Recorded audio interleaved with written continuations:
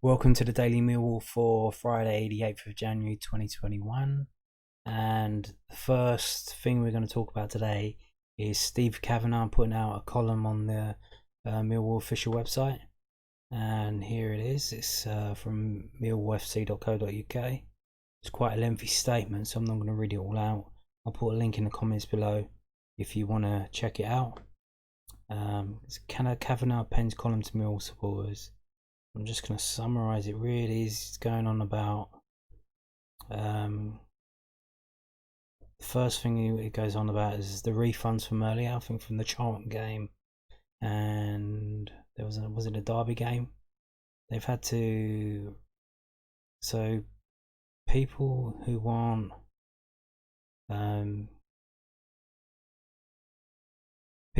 season ticket holders or members and who didn't have it loaded on their, who didn't buy it through their cards, they couldn't just automatically refund that. Because also what happened was we switched ticket providers. We were on C tickets last season and we switched over to a new one, which meant everybody had to kind of re-register with new details. They had to do a new password and stuff like that. Keep the same numbers. It's all a bit complicated, but they've said here they've got 4,000 separate refund requests, and they've had to do it one by one, literally by telephoning each different one. So they've had to make 4,000 phone calls. And he's saying here that some of the phone calls are out of date, or then people are not answering the phone because the number's not in their contacts. So like, who's calling me? And they don't answer the phone. So if you are waiting for a refund and you get a call from an unlisted number, it might be Millwall. And if you're waiting for a refund and your details aren't on the system, aren't up to date, your telephone number isn't up to date, you should get on there, go to the Millwall website, go to the tickets, go through to the ticket office, the online ticket office, log in and check your contact detail, especially your either your email or your phone number. But they're calling everyone, so if you're still waiting for a refund, either do that or maybe get in touch with them saying, I know you're busy, but I'm waiting for my refund, this is my number, I don't know if you have it. So they've been doing that for 4,000 people. They've had to do that one by one. It says here they hope to have that done by the end of February, which is just a long time for that to go on. But the circumstances kind of messed everything up. And it says here, when we had the 2 games with we had 2 matches with 2,000 supporters in, and he's saying here they lost a lot of money doing that, but they still wanted to do it, get the people in, but they ended up losing money on that. And then they of course had to stop that all again. It's for praising John Berylson for supporting the club for these difficult times, talking about the supporter liaison officer you can contact if you've got any problems. And another thing he mentions is they've offered the stadium as a location for vaccinations. So with the big car park out front, maybe they could do it. Even if it rains, they could go through the tunnels. Now, if you back in the day when cup final, we had to queue inside, and we had to go right around the stadium just to queue to get tickets. That's how long the queue was. So maybe they could do something like that. The queue's going inside, or maybe here's an idea: on a match day, they could have them set up there, and they could sell tickets. And if you turn up, you can have the jab as you go in, and you can sit down. You can just watch the match normally, like the old days, with everything open, with all the drink stations open and all that. Why not? If you're getting a vaccination, I mean, I can't see why they couldn't do that. Yeah, and he also talks about the poor pitch pitch is in a bit of a state, especially on the right wing. They're saying because they were supposed to be building rebuilding the drainage system, and the whole pitch itself is really out of date. I think from when it first opened, the sort of undersoil heating and drainage system needs to be rebuilt. So they couldn't do that because the delay of last season and this season, there wasn't enough time in between, so they had to postpone that. It takes 13 weeks.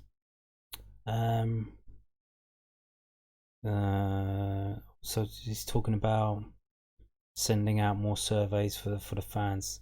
There's a weird comment here, this one here, about how they're struggling to get players in, and he says there's a quote in here. It says a further complexity is the new salary cap rules in League One, which make prizing top players away from their clubs more difficult mid-season. That being said, we're very conscious of the need to strengthen in some key areas. That I don't understand that comment, and that comment has picked up a bit of criticism online. It's like, why would the salary cap rules in League One make it hard to sign players from League One? Which is, if that not being funny, if that's where we're looking at signing players from League One, that's a bit frightening. But I don't. Maybe I need to go and look at the rules and show everyone here what I find. But if we sign players from League One, surely that'll take that person's salary off of their salary cap rules, so they'll have salary space. So if we transfer a player from a League One club to our club, we're taking over their contract. Surely that takes that wage off their salary cap. I can't see why it wouldn't do that. I don't know. I'm gonna have to see if the rules are online, if they've been published, and see if I can find them. But that was a weird one. Anyway, that was Steve Kavanaugh's statement. He says he's going to be making more statements, and then they're going to be emailing out surveys and stuff. So that's that. And now we're going to move on to Rowetts explaining why we didn't sign Malumbi on loan. Because I don't know if you watched the video earlier in the week, we made a club record bid to buy Jason Malumbi, and it got rejected. And then, like literally immediately afterwards, we went on Preston to loan. And I'm scratching my head, so like, well, if the bid got rejected, why didn't we just sign him on loan? But it's saying here, Jason has got real potential, and we felt if we could purchase him, that we would have a really good midfielder for the future who could impact us now. Taking him on loan again was possible, but we felt as though it wasn't really fixing the problem. That's when we decided not to pursue as a loan unless there was an option to purchase at some point. So they wanted a loan. They would have loaned him if at the end of the loan there was a chance to buy him, but Brighton rejected that. So they rejected our bid, and they rejected our loan with a bid at the end of the loan, if you understand. So that's why that didn't work out. And moving on, there's another comment from Gary Rowett. This is from news@den.co.uk, and this is Gary Rowett saying why he won't rest players just because it's Boreham Wood. So it seems like Gary Rowett's getting more excuses out there, just in case we get turned over by Boreham Wood. I'm going to read it how it says. Millwall boss Gary Rowett insists he won't rest players just because the Lions face non-league opposition in the FA Cup this weekend, but didn't rule out opportunities for some younger prospects at Boreham Wood. Millwall face the National League side at midday on Saturday, tomorrow, for a place in the fourth round of the FA Cup. The Lions didn't have a game from December the 19th to January 2nd after positive tests in the squad resulted in the postponement of 2 games. Thus, Rowett feels some of these regular starters need competitive action to find rhythm and form. Let's hope that isn't Ryan Woods, but I don't know. Let's hope. We'll find out at 11 o'clock tomorrow when the team comes out. But there could also be opportunities for starts for Danny McNamara, Hayden Muller and Tyler Burry. I won't be resting anyone because we had 2 weeks prior to the Coventry game, which had an impact physically on us, not being as sharp as we'd like to have been. So in this weekend's game, there are some players that need to go again for their own rhythm to get into some form. But of course, any game where there's an opportunity to play one or two that deserve a chance, we've got 1 or 2 young players that are chomping a bit to play, that will all go into the mix. Certainly what we're not going to do is underestimate any team. We're not going to go to Boreham Wood with anything other than really good mentality.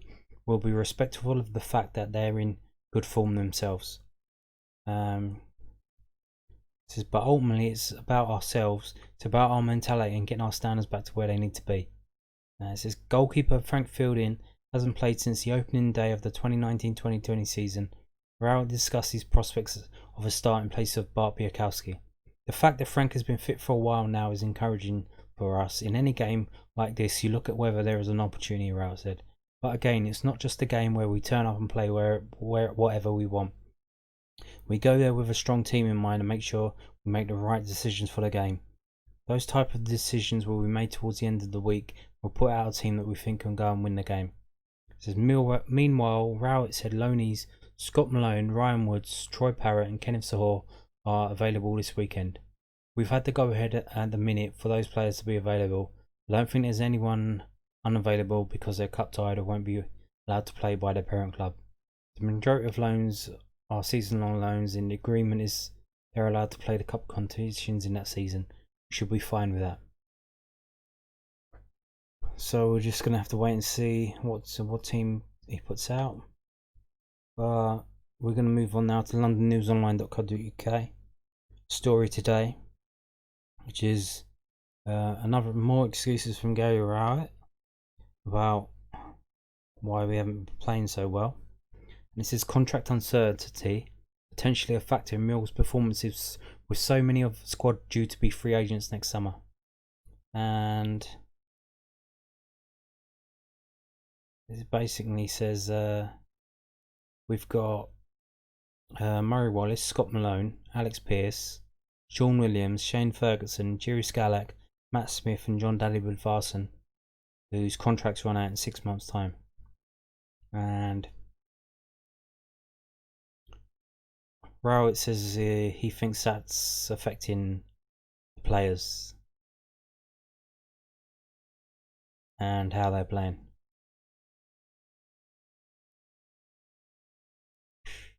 I don't know.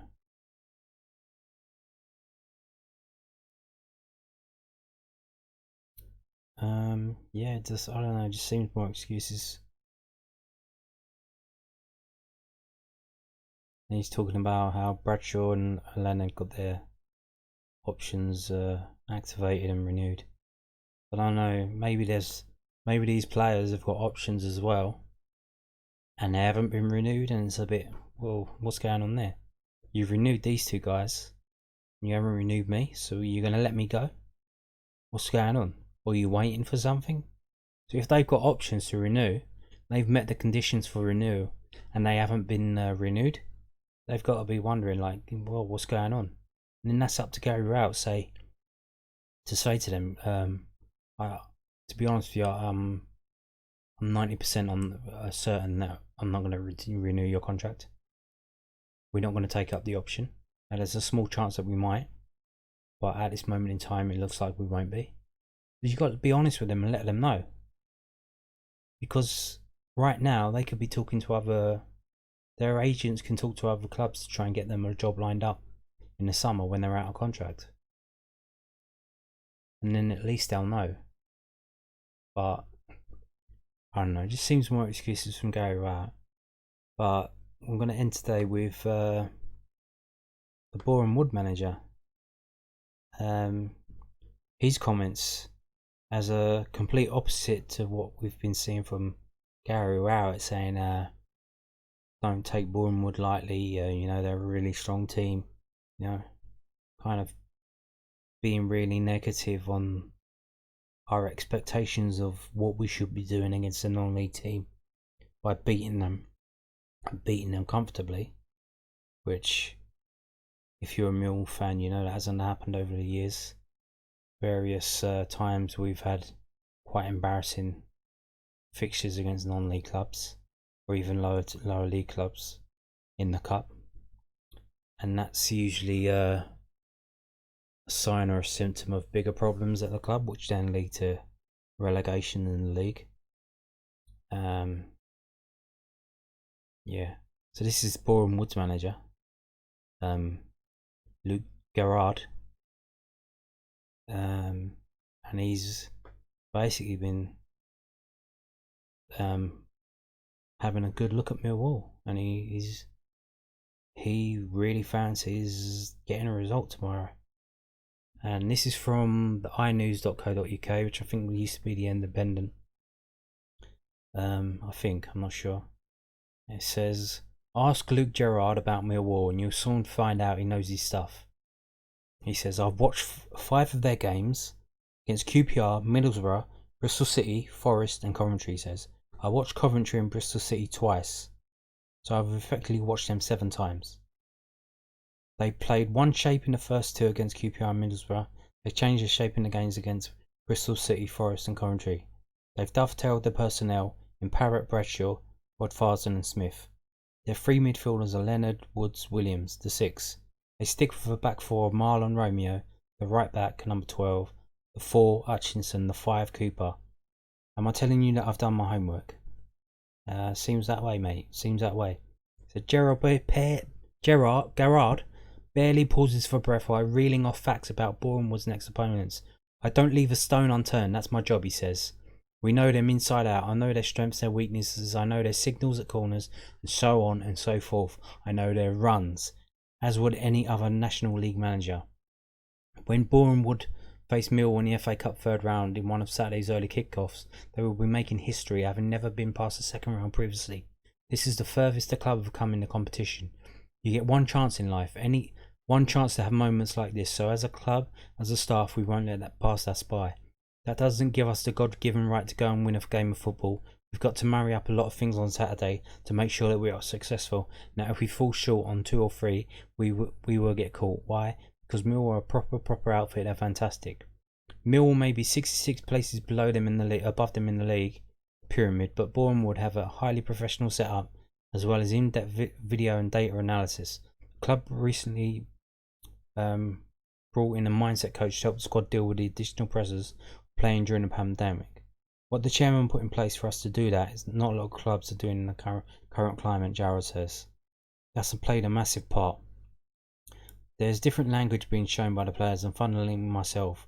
That's verbally and non-verbally. The way we conduct ourselves in training, the way we conduct ourselves as human beings with each other, the togetherness that we're showing currently is second to none. Garrard came through the academy ranks at Arsenal, blah blah blah, Tottenham. He was coaching at Boreham Wood while he was playing at AFC. Yeah, and that goes on like that.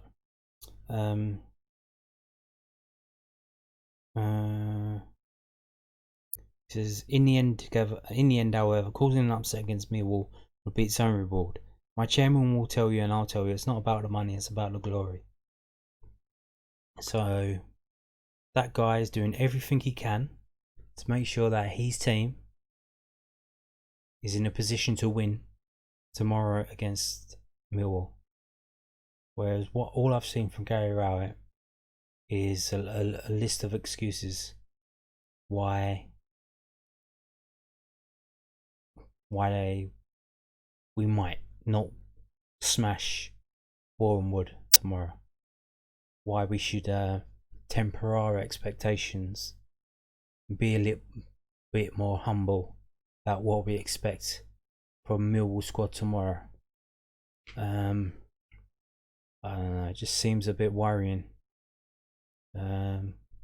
I'll be watching it tomorrow. Hope you will be too. It's live on BT Sport Extra 3. If you watched yesterday's video, I told you you could get that even if you don't have cable or Sky. And anyway, Let's see how it goes. Thanks for watching, and bye for now.